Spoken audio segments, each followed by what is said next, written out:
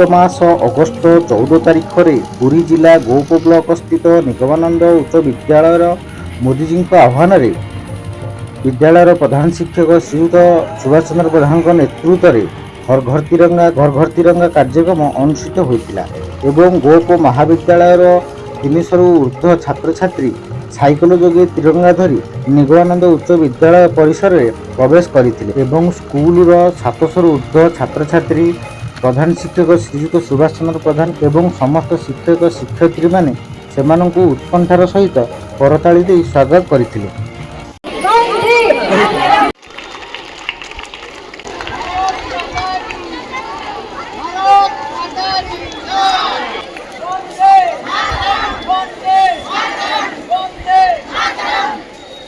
ଏହି କାର୍ଯ୍ୟକ୍ରମରେ ଗୋ ବ୍ଲକର ବିଡିଓ ଏବିଡିଓ ଚେୟାରମ୍ୟାନ୍ ଏବଂ ଭାଇସ୍ ଚେୟାରମ୍ୟାନ୍ ସମେତ ଗୋପ ବ୍ଲକର ସମସ୍ତ କର୍ମଚାରୀ ଏବଂ ଗୋପ ଅଞ୍ଚଳର ଜନସାଧାରଣ ଏବଂ ପୋଲିସ ଆରକ୍ଷ ଓ ସାମ୍ବାଦିକ ବନ୍ଧୁମାନେ ଉପସ୍ଥିତ ରହିଥିଲେ। ଭାରତ ମାତାର ଜୟଗାନ କରୁଥିଲେ ଏବଂ ସ୍ୱର୍ଗୀୟ ସ୍ୱାଧୀନତା ସଂଗ୍ରାମୀମାନଙ୍କର ଗୁଣଗାନ କରୁଥିଲେ। ତାପରେ ପରେ ଦେଶାତ୍ମକ ବୋଧ କାର୍ଯ୍ୟକ୍ରମ କରାଯାଇଥିଲା।